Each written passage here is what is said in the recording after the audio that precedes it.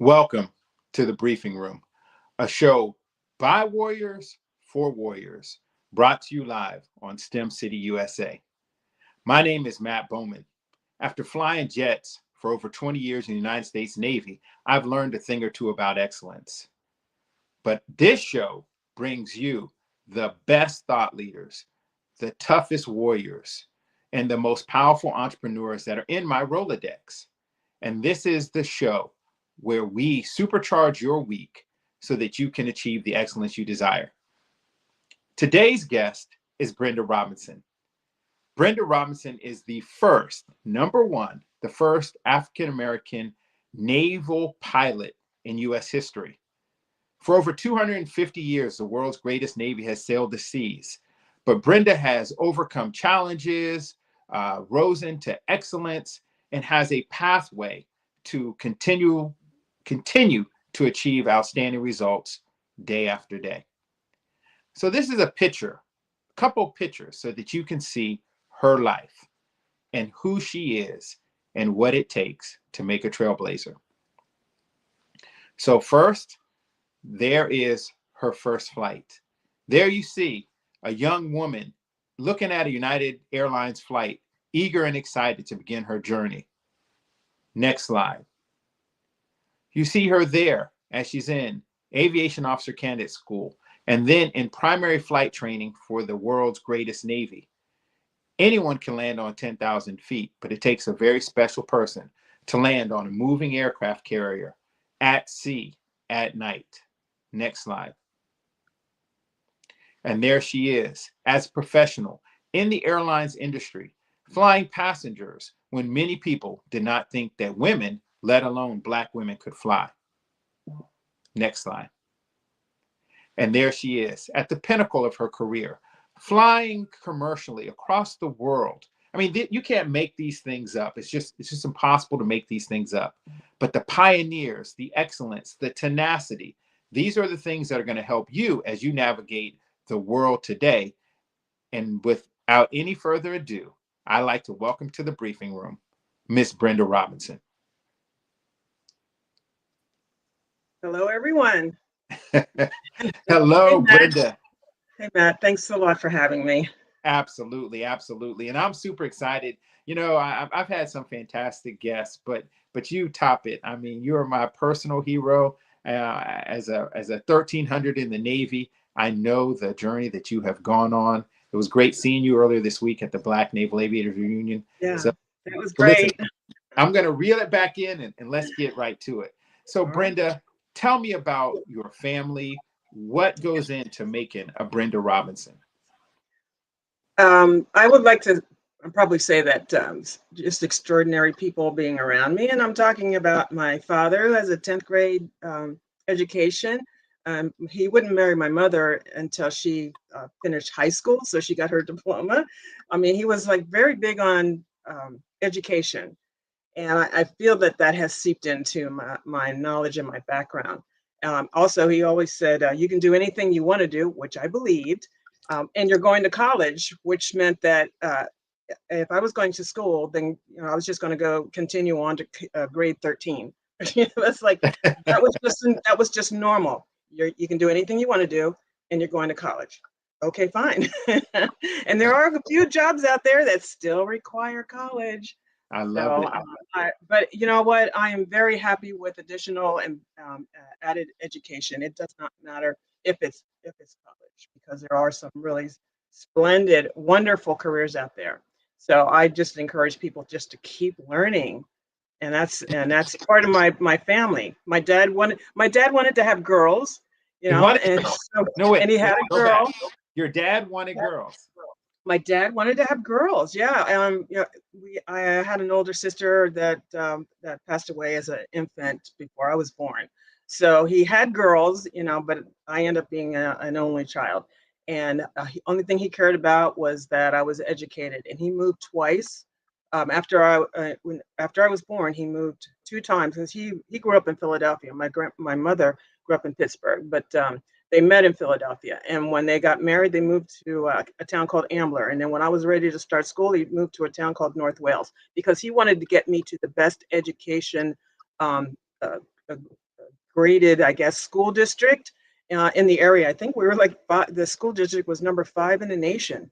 So a Wow. good education just leads to good things. So, So you know, Brenda, mhm, for your father, I want to go back on that. I want to peel a little bit deeper into that level. yeah, So what was it in his life journey that, one, made education so important to him, and two, to, I mean, and especially in that time frame, a lot of people wanted boys. Even today, a lot of people want yeah, boys.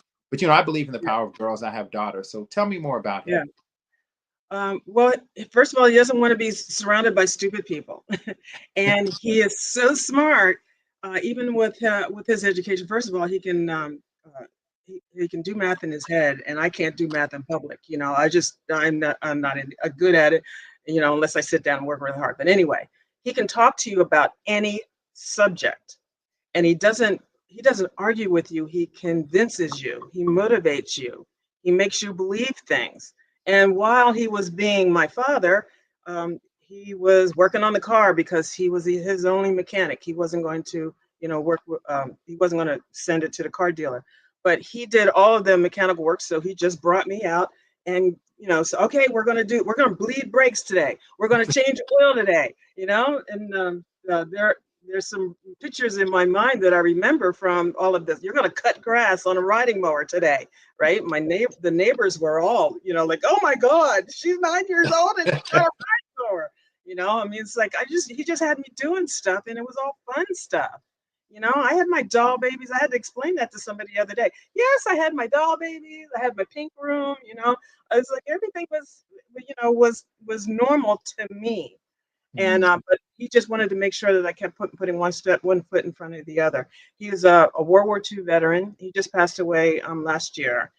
But we had the best time together. In these last 2 years, we had the best time together. My mother passed away in the mid uh, 80s.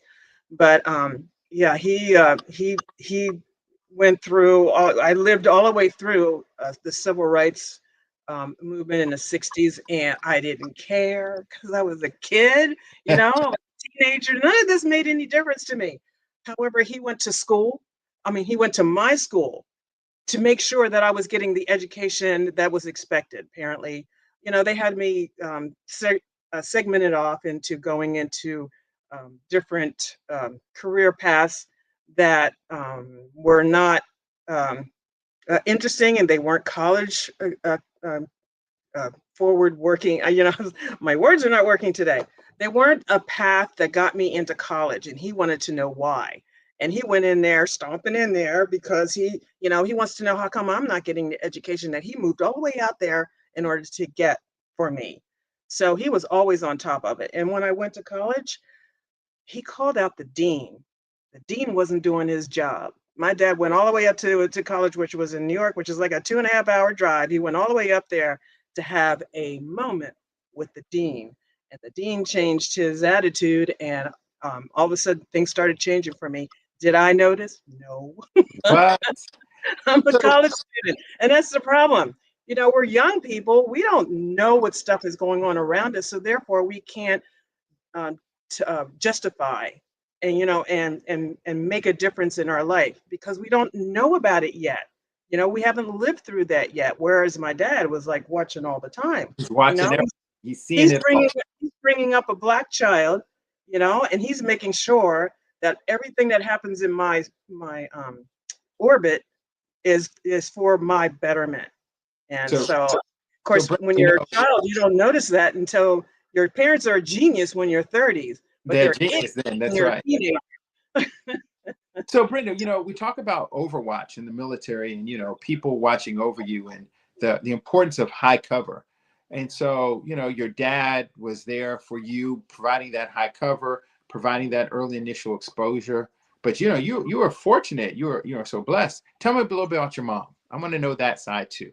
My mom was the adventuresome one. While I was in college, since it was an aeronautic degree, I also picked up flight training. And that was special. And my parents don't know where my aviation bend comes from. They just think I'm the strangest person ever, and they love it and they support it. Well, my mother was the first one in our family to get a motorcycle, And when I got my private pilot's license, I said, "Hey, Mom, you want to go for a flight?" And she's like, "Sure." Now, when I look back, I'm like, "Are you crazy? Right. What Are you person is crazy? going on a flight with a person who just got their private pilot's license? Seriously." So she went up and she had the grandest time. And it's like little things. We would I would was I was going to have a special trip for my mom. We weren't going to tell her about it. And then her best friend, she has to prepare 2 weeks ahead of time. But my mom wasn't going to tell her anything about it, you know. And then like day before the travel, it was like, okay, we're sending you to Virginia. Okay, she packed her bags and she was ready to go. She was like, I don't care. She just loved adventure, and I learned so much from her. I'm sorry that when I finally became an adult, that's when she passed away. You know, I was going to ask her all kinds of questions, but yeah. So I do miss her, and my dad lived to 98 years old. Wow. So it's yeah. So it's still a good life, and my dad and I became best buddies. But she was very cool. No, that is, I mean, what an incredible story. I mean, the adventurous mom, the oversight dad. There's such a great My relationship. dad wasn't getting on an airplane with me. That He was was not. never gonna happen. You know when he got on an airplane with me? When When I is was that? flying for American Airlines and he got to sit in first class and all the flight attendants were, all, working with him the whole time. Well, he had a lovely flight. A lovely flight. He loved that flight. Lovely flight. He had so much fun. But that was it. He wasn't going on any little airplanes. He wasn't not not happening. Wow. Well, at Stars and Stripes, at Bay of Stars and Stripes, here in the briefing room, we do a lot of mentoring with children. So outside of your parents during your childhood, Yeah. who are your mentors and how did they impact you? Give me a C story. You're gonna be disappointed because I was just putting one foot in front of the other, trying to get a good report card. I did not even, as much as I knew about Black history, I didn't know anything about aviation history. Hmm. Nothing. I didn't even know about the Tuskegee Airmen until I was actually applying for airline, uh, interviews. Isn't So that I didn't know amazing? anything about anything. Yeah, but Uh, isn't that amazing that um, the importance, and this is why the briefing room is here, the stories that we don't know. There are right, stories, there are American stories that every child should know, but that aren't told. The greatest stories never right. told. The Tuskegee Airmen. Everyone assumes because of the 80s and the 90s and the movies, Red Tail and Tuskegee Airmen, Yeah, that things were that's common knowledge, but they weren't. That's right. They weren't. As a matter of fact, in my school, it was a predominantly white school, and when I went through there, we had to make up a Black history uh, uh, curriculum. Make it up. It's like, well, I don't know anything, but let's make. Now they ask me to make it up, and that's the way it works. It's like let's ask the person who knows the least about this to put this together, right? It's Right. like so I didn't learn anything, but the story I was telling you about Star Trek, Lieutenant Uhura. I mean, she wasn't my mentor. I didn't look up to her. I just thought that everybody on the Star Trek, on the flight deck, had a job to do, and there was nobody giving you crap. You just did your job, right? And they In that supported perfect each other. world, you just do your job. Just do What a your job, and they're really good at it. And no one was, complaining about the color of your skin or your gender. They didn't have time for that, so I enjoyed that series. And the funny thing is, behind the background we were talking about Lieutenant Aurora, Nicolette, how what her name is. She was told, or she wanted to leave the series, and Martin Luther King wait, asked who? her to stay. You say Martin Luther King asked her? Martin Luther King asked her to What? stay in the series because of what her visual was doing for other, Black women, children, girls, or Black, anything. Please stay on the show because you are just doing things. Well, she was on the show doing a mind meld to me. I just didn't know it. He was I speaking just to knew you. that I wanted a job. That's right. I wanted a job that was respectable like that. Just let me do my job. Stop, putting your foot out and trying to make me trip. Stop, trying to explain to other people that um, because of your gender, because of your color, you're probably not suited for this.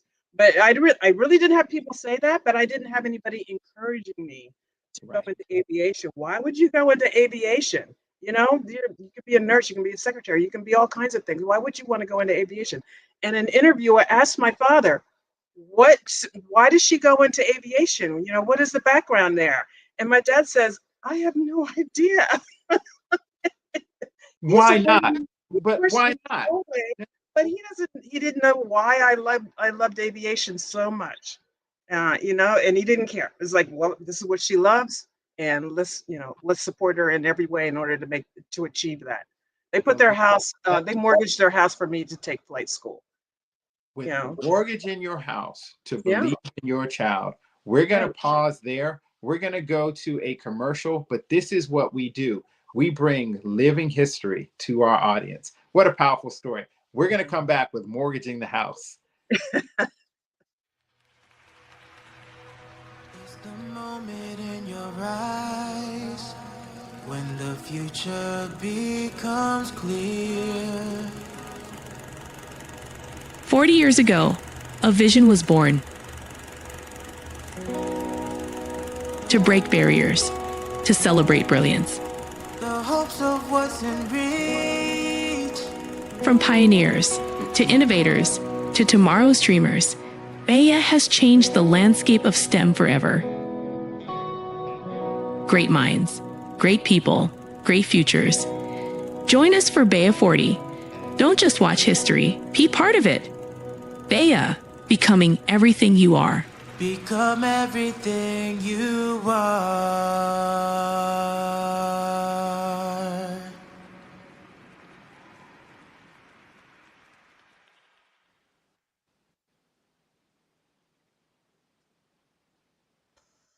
And for those of you who are just joining us, I'm Matt Bowman. I'm on with Brenda Robinson, the first Black naval aviator in U.S. Navy history.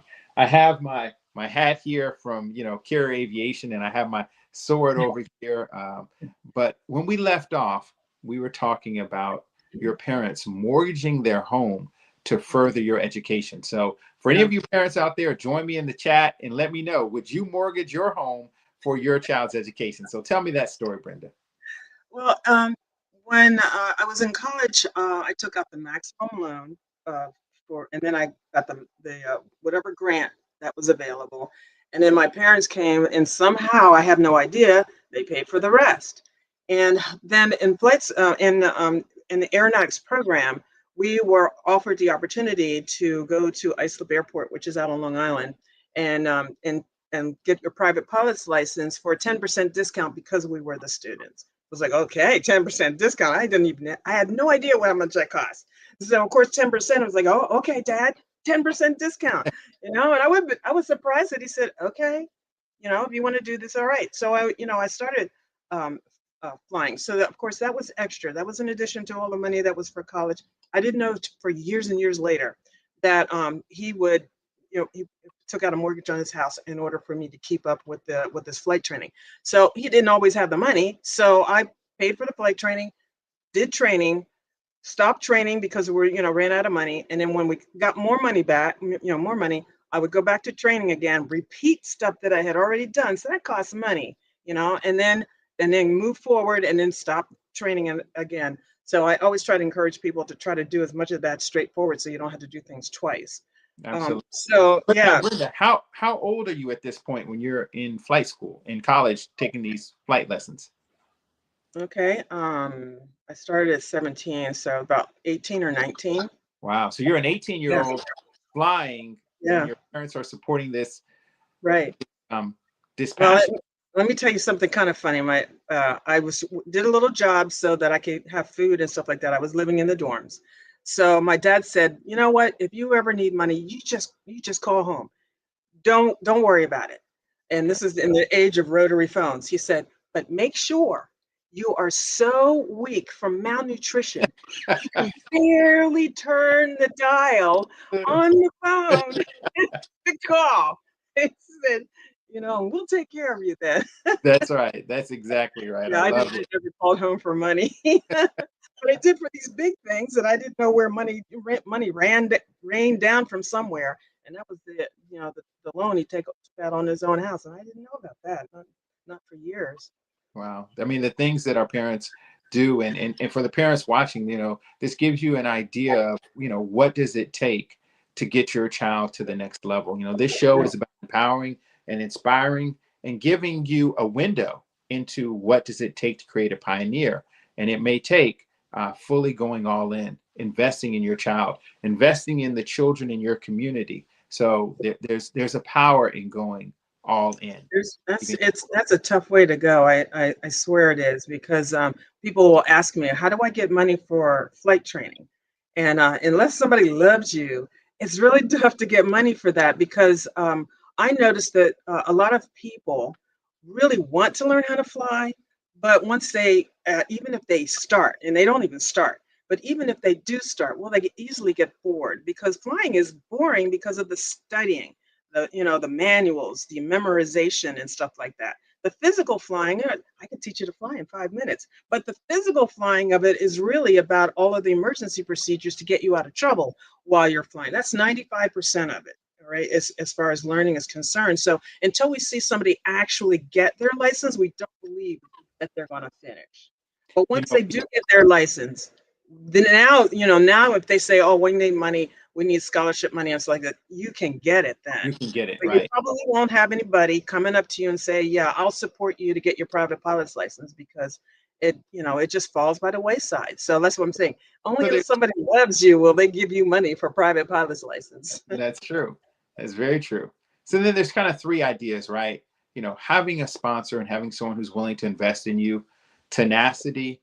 And then the Yeah, third thing is that this is not easy. And I'm glad that you spoke about it, that it requires work. There is nothing, right, I've not found a right, single job in life that's easy. Nothing is right, easy. So now it's about following your passion. So right. talk to the audience about um, the memorization and the work and the repetition and the emergency procedures. I mean, what are some tricks? Or if there's no trick, maybe the trick is hard Um, work. What's the to well, get? I am an instructor now for advanced pilots, so I still don't teach young people or beginners. But some of the things that chair flying is very important. It's like, what is chair flying? It's like sitting there in front of a mock-up of your cockpit and knowing where every switch is, or knowing what every phase of flight is, and not just knowing the words. Because if you and I were talking about something that I had memorized, I'd probably sit here and go, oh yeah, step one is this, step two is that, step three is that. So I'm looking up at words, remembering what I'm going to tell you. And that's not how you fly. How you fly is that you sit in front of something and I reach for this switch, I look for that light, I turn this off, I turn this back on. My head, my hands are going this way. I'm working on whatever it is I'm trying to memorize. So I get to the point where I don't have to think about it, and I certainly don't have to go like this, because going like this when you're sitting in the cockpit does not work. So that's the stuff we're learning. And I don't know what manuals people are looking at, but I have found two things. If the light lights up, you have to know the system well enough to know what turned the light on. If it's a red light, it's a memory item. If it's an amber light, then it's just something that you need to know. But all lights, you need to know what turned the light on. And the other thing is cautions, warnings, and notes. You have to read those at least once, so you understand where all the oral questions come from, because those are the whys of why you just flipped that switch, and that helps with the system knowledge. So you should always read the warnings. If you don't do a warning, you're gonna hurt yourself, Yeah. or you're gonna hurt somebody else. If you don't do the caution, you're going to cause a problem with the airplane that didn't need to have. And if you don't do it something with an advisory light, you're just going to embarrass yourself. you know. So And know that all three you of those see things those are bad. lights, huh? All three of those things are bad. And Yeah, and I because would you tell only have the to read people, them once to understand, how to study. So that's how I talk about studying. And my favorite day when I'm teaching is single engine day. I get rid of all kinds of mistakes. that On people single make engine day? on single engine day. Your nose comes off the ground, and now you lost an engine. And I told him, I said, my grandmother's sitting in the back. I don't say my mother, because my mother might know what to do. You're right. But my grandmother's sitting back there. I need you to do this without me telling you what to do. Fly the airplane first. I need everybody to fly the airplane first. They got hands going all over the place. They're looking everywhere. I'm like, we're 30 feet above the ground. Fly the airplane. And then get back to all of that nonsense, right? That's right. So We talk that's my about favorite day. we talk about aviate, navigate, communicate, and so Right. I think, Brenda, that's for those who aren't in aviation. I think that's a metaphor for life. Handle the big things first. Right. Make sure you know what turned on the light. Like, know your life well enough that when emergency lights happen, whether it's a healthcare crisis or financial crisis, nothing just happens. There is a reason why the healthcare crisis happened. There's a reason why your finances aren't in order. There's a reason why you got let go on a job. And knowing that and studying your own life, I mean, what a great metaphor that you've just given us. All right, so Brenda, we kind of got you through. Your parents were active in your life. You went to 3 schools, 2 moves, some great education there in Pennsylvania. Right. You went to college. You knew only dial if you're too weak to turn the buttons. But how do you get in the Navy? I mean, the Navy is still elite. So tell us about that. Yeah, I wasn't going in the military. It's like, no way. No. They wear uniforms in March. Why would I want to be in the military? So on military day, because all of the services come to visit with they're allowed once a year, come and visit with all of the aeronautics students, and give their program, tell us what they've got. Well, I didn't even go to the meeting. Well, the dean had been chewed out by my dad, and he's like, well, I can't allow her not to come to the meeting. I was the only Black woman in the program. We had another, my roommate, she was there also in aeronautics, but she was going to air traffic control. I was going to air traffic control. That's another story. But anyway, I was sitting up there in my dorm room. I was happy. And some young man came and knocked on my door and said, Major Smith, who's our dean, wants you to come down to this meeting. And I'm like, I wasn't going.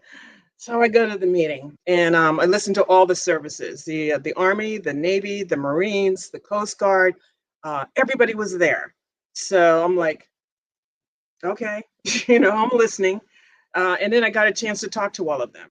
And the Army said, well, you can't be an officer, you have to be a warrant officer. So I was like, well, I don't know why I knew this, but 4 years going through getting my degree and then not utilizing that degree to go in the Army. And I'm like, well, can't you change something? Change a rule. No. Yeah, we don't change things. No. So who else was like?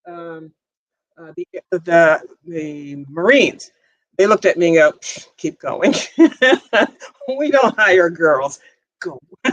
So I went on to the next table, and it was the Air Force. My parents wanted me to go into the Air Force. They thought it was cool. I used to spend my summers on Air Force Base, with my cousins. So I had no trouble with the Air Force, and so they actually said, well, you can get into the Air Force, and then I can't remember what it was called, but I didn't have to start then, but I could get into the Air Force. I could get out if I wanted to. And then, but I couldn't fly because you're a girl, no flying. But we can put you in, and then 2 years later, after you pick your job, 2 years later, we're going to, put you before the board, and then, and work you into the aviation program. I'm like, okay, I don't know. All right, fine.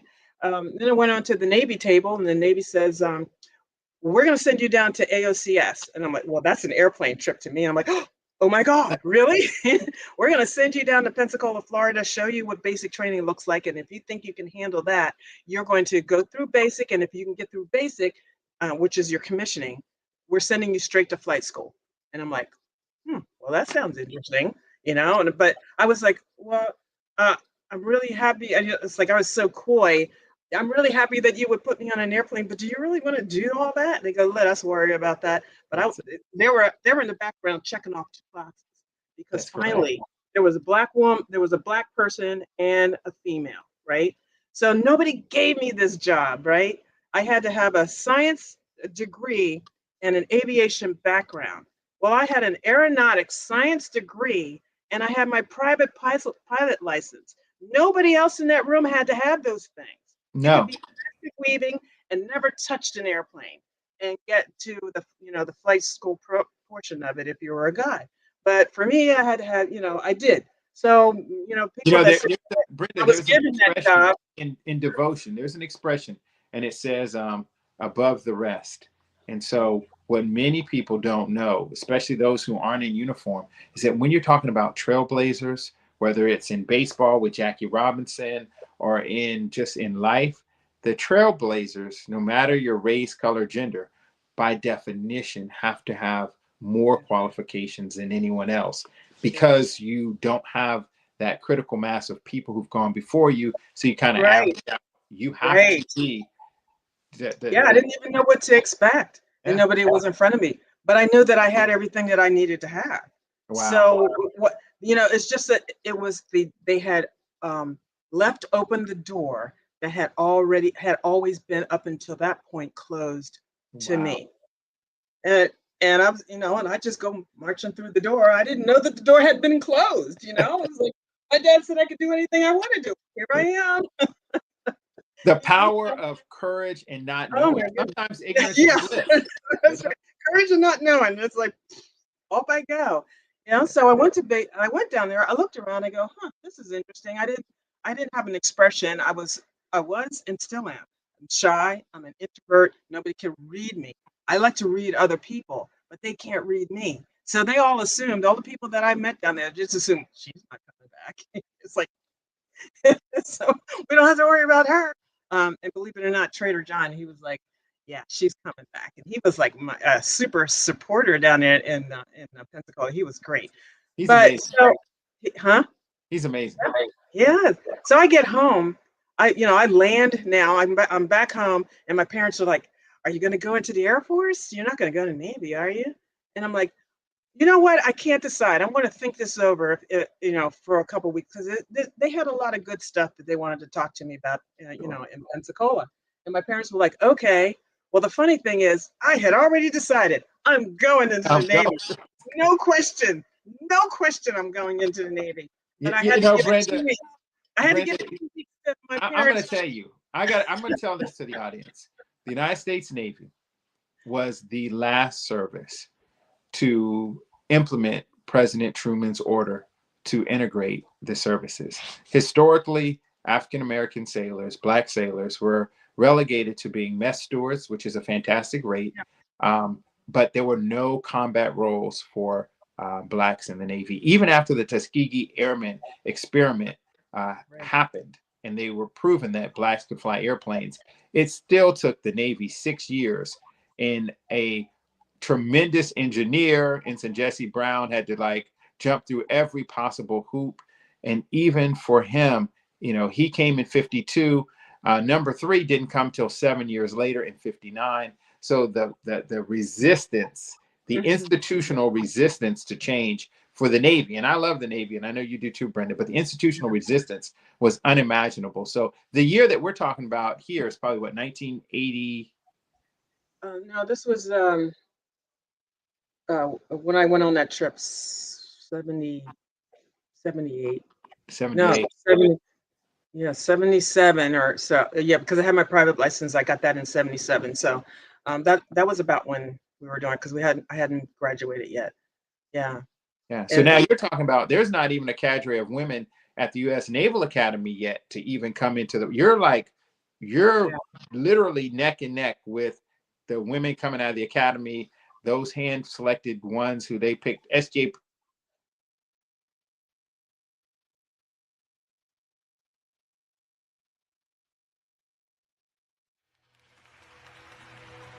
It's the moment in your eyes when the future becomes clear. 40 years ago, a vision was born. To break barriers, to celebrate brilliance. The hopes of what's in reach. From pioneers to innovators to tomorrow's dreamers, Bea has changed the landscape of STEM forever. Great minds, great people, great futures. Join us for Bea 40. Don't just watch history, be part of it. Bea, becoming everything you are. Become everything you are.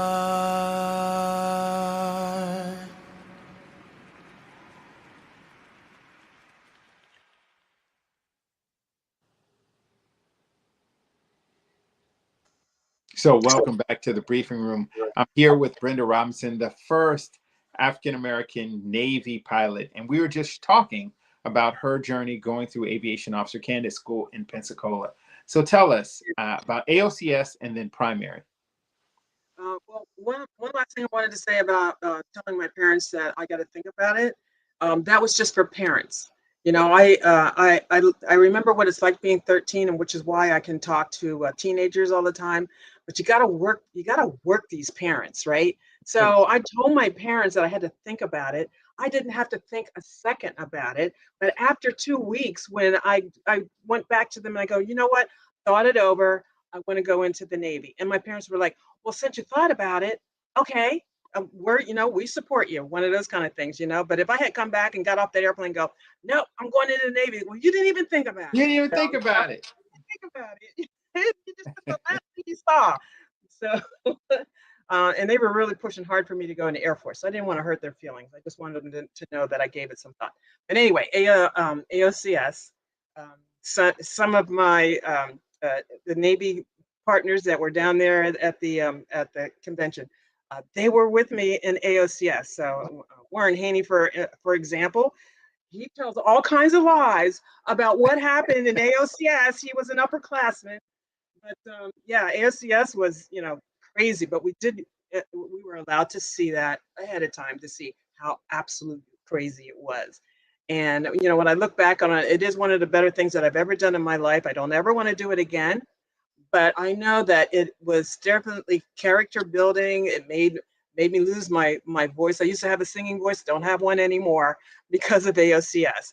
But it brought me out of myself, and it taught me to do things that I never possibly thought that I could do. It's like, okay, go run and jump off that cliff.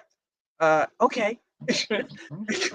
And I would go do it because it was easier to do it than to stand there and angst about it, argue about it, wait about it, and then you still had to go do it.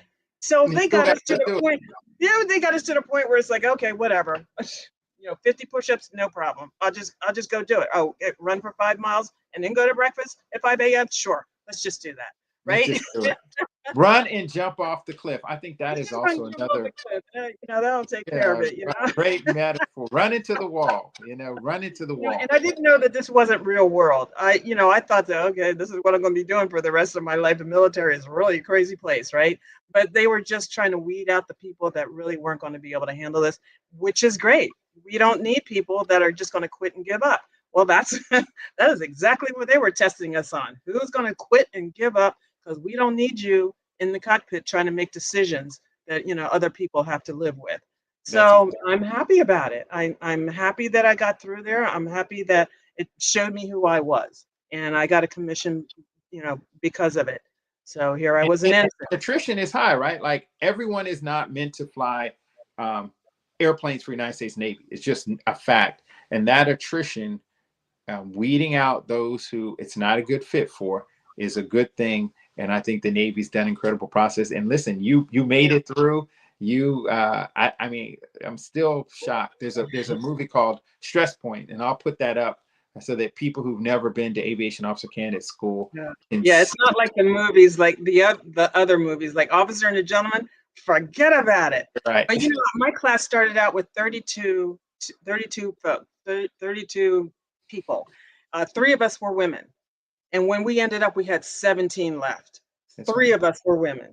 We were not letting them, kick our butts out of there. So we were going to do whatever it took, and we had each other's back. We shook each other's hand. We all came together in one car. And we were all in the same class. We came in one car, and we are going to drive out of here. Yeah, and we got out of the car. We shook each other's hand, and we said, "I got your back." That's Look, right. yeah, but I got your back. What a powerful story. So, we have this conference. It's called Waves of Change, and also Bea, Becoming Everything You Are. And it's in those conferences where people build these relationships where they can hold each other's hands up. And so sometimes out there in the professional world, doesn't matter whether you're male, female, what gender, what race, it can get lonely. So the powerful thing about naval aviation is if you go through this experience, you'll always have people who will lift your hands up. So let's talk about that. Now you're going into the fleet. You have this cadre of officers who are going in with you. How was the fleet for you? What I don't know about the flight school started out with all you guys, So I again didn't know what was going on in the background, as I go walking in there like, okay, showing up for duty, right? And everybody's like, what is What that? are you? And You then headed Marshall? I had my support that I didn't even know that I had. But I'm working with guys who are like, well, okay, well, what are your procedures? Did you study a procedure? What are your emergency procedures? Well, you're going to fly with such and such and so and so. Do you know how to do so? Whatever is such and such. It was constant. We need to make sure that you're doing what you're supposed to do. They can't study for me. Nobody gave me anything. But at the same time, they weren't going to sit back and watch me not do my chair, my chair flying, and working on intercepts and whatever I needed for each one of the segments of my flight. So I felt as though they were keeping the nonsense away from me so that I could study, because it's really difficult to work on a project, which is learning how to fly in the Navy, and your life depends on you getting through the program. And while you're studying and learning, your other hand is behind you with a sword in your hand, fighting off the other people that are trying to mess with your head and keep you from achieving.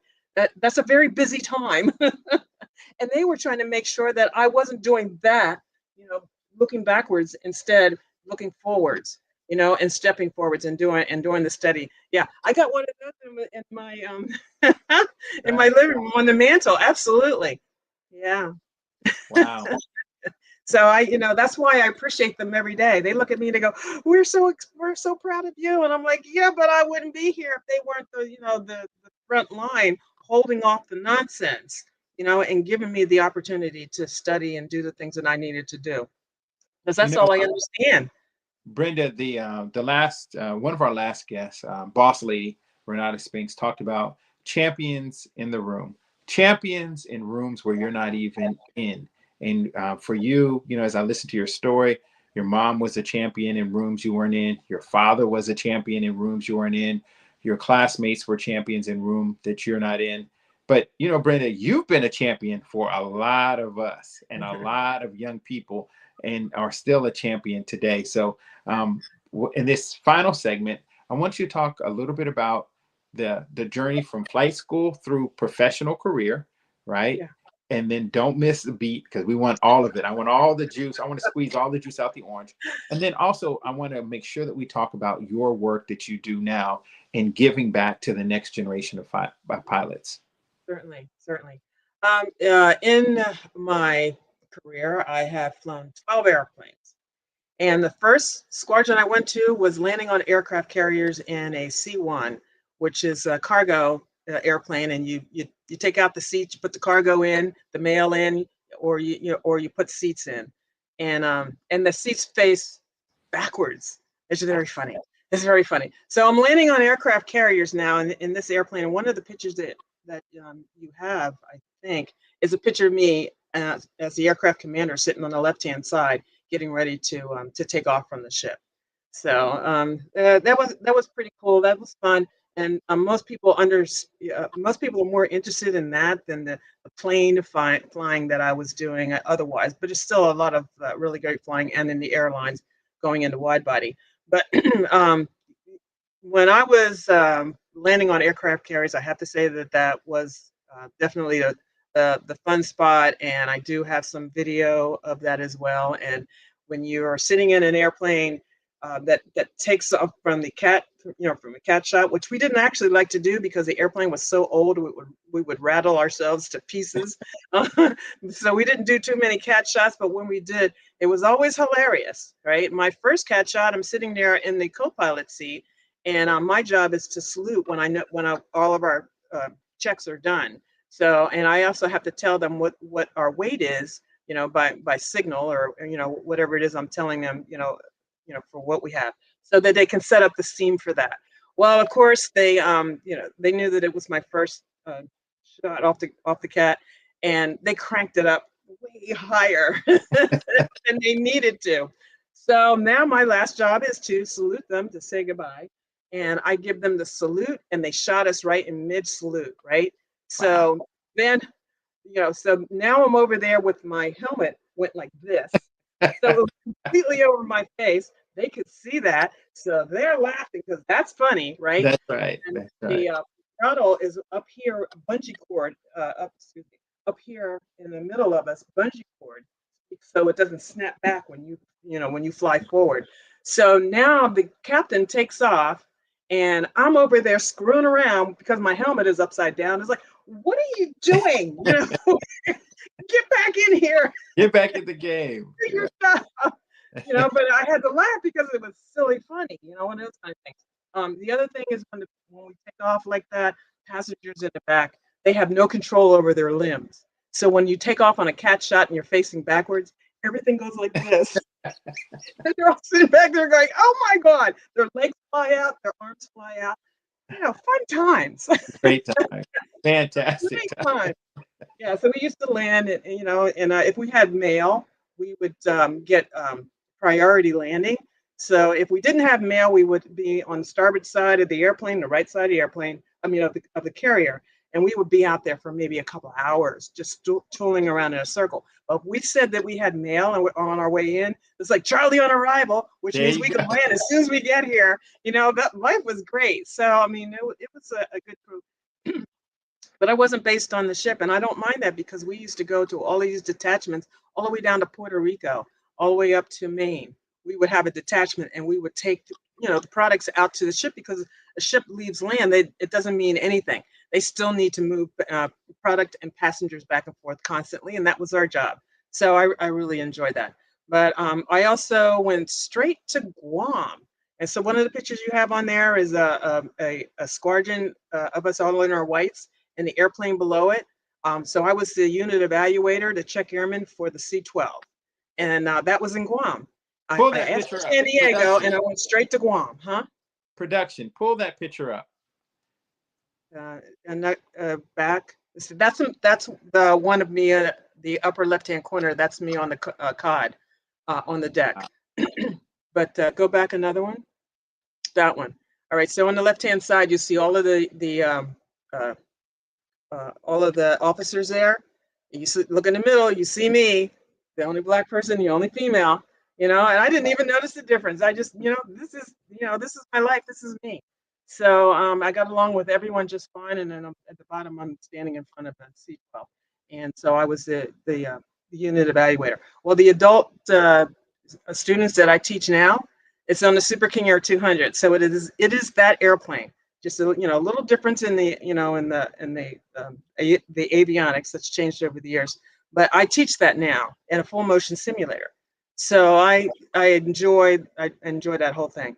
I came in and I was a flight instructor down in Pensacola, teaching brand new students at Pensacola. That was fun. Students are something, but students in the Navy are great because, just like I remember, your life depends on it. You're going to study your butt off, and when you come back for your class, for your flight, you are prepared. Where else can you get a perfect student like that?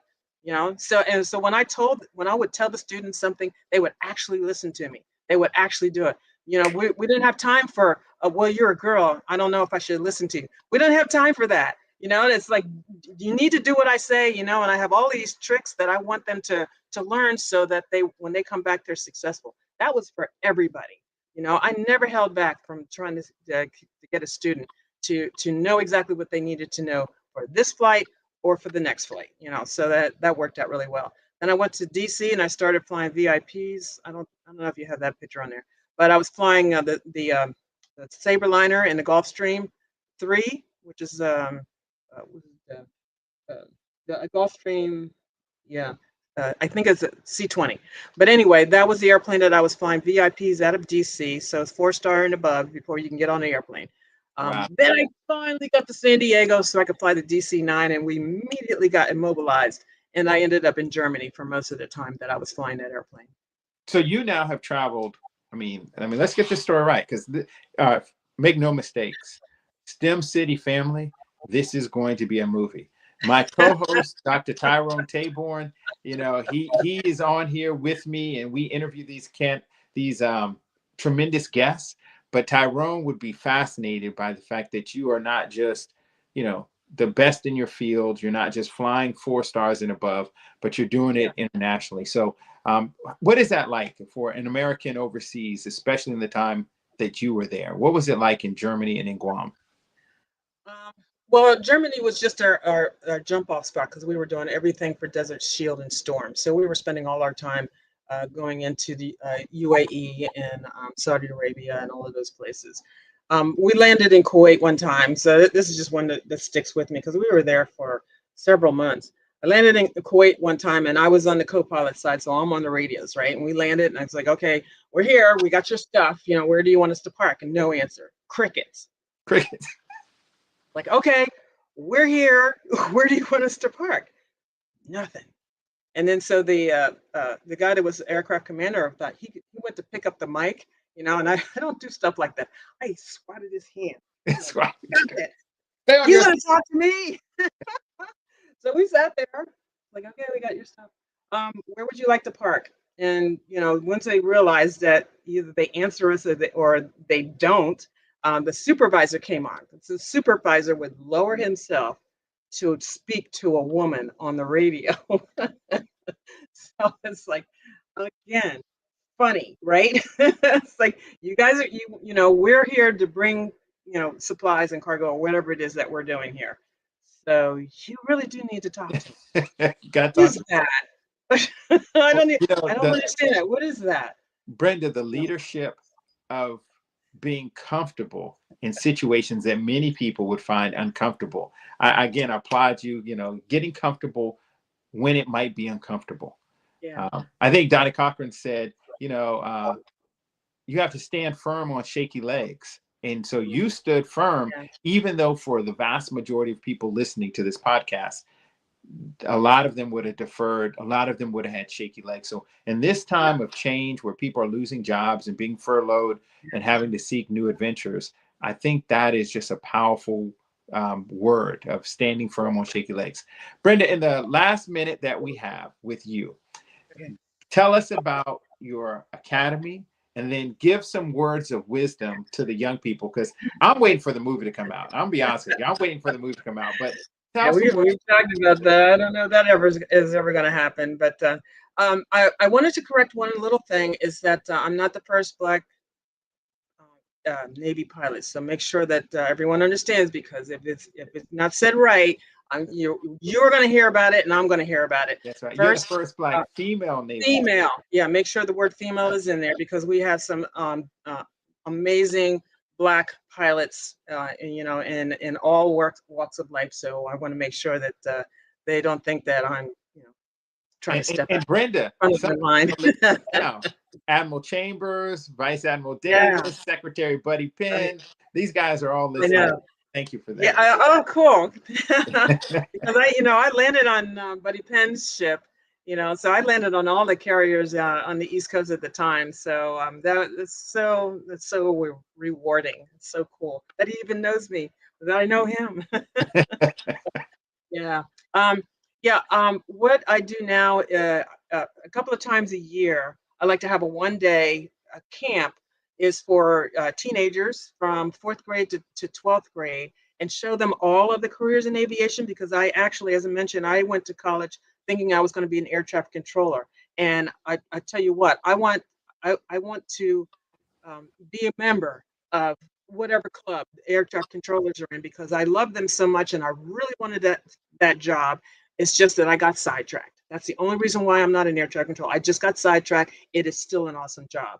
So for the kids, I want them to know that there's more to aviation than just flying airplanes. There are mechanics and air traffic controllers, and there are flight schools there. I bring in the local police. They fly their helicopter in and get out and talk to the kids, whatnot. Oh man, it's something else. I've had an F-18 fly from um, is it Miramar? No, from huh? Lemoore? No, it's East Coast from Virginia Beach. Sure. F-18 flying over from Virginia Beach, and the kids were coming out of their skin because they knew it was coming. So it's like, when is the F-18 got to get here? You know, they were so excited, and we have some really great pictures with them. A black instructor with his student flew that airplane into Charlotte Airport, and got out and talked to the kids. They almost lost their mind. And that's the cool stuff that I like to put on. They get to see what the firefighters are doing because that's part of the aviation program. I mean, we get to go all through all their spaces, and they bring out the fire truck, the horns, the water throwers, everything. So these kids really get to see stuff that their parents will never see. But that's not even the main part of my camp. What I like about the camp is I get to talk to 13-year-old me because I'm shy and I'm introverted and I never changed. I know you don't think that right now, but it's true. I have to actually pretend to be somebody I'm not. And I teach the kids there how to be confident. You need to pretend.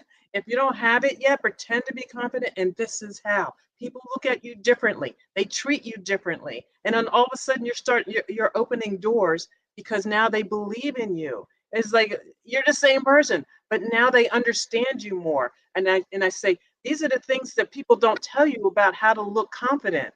If you do these things, it'll take care of you. You run into a problem, do this. If you want to impress chicks, do this. I mean, these guys don't understand that a confident guy will turn a girl's head in a heartbeat. Will turn a girl's head in a heartbeat. Yeah. Well, Brenda, I'm going to tell you, this has just been fantastic having you on the briefing room. The closing words, and I'm going to close this show with your words. I got to have you back on, but the closing word for today's show is confidence is everything. Yeah. Confidence and competence are everything. So if you don't remember nothing else from our show with the Navy's first Black female aviator, confidence and competence are everything. A show by Warriors for Warriors. We'll see you next week, same time, same channel, here on STEM City. What if you could build your own city? A place where every child can find nurturing people to help them achieve their full potential. A place where every adult can access job training support. Where health education is abundant. Where social justice ruled the land. A place without limitations. Welcome. You have arrived at STEM City, USA. It is what every city should be. A safe and trusted community where you find people and resources to help you become everything you are and beyond. STEM City is unlike anything you have ever experienced. It is a digital twin of the world around you, only better. STEM City is about energy and soul renewal. It is more than a digital world. You can almost feel the power of live cultural events, music, and theater. STEM City promises a better future for children with caring mentors and hands-on activities with dedicated tutors to support our youth.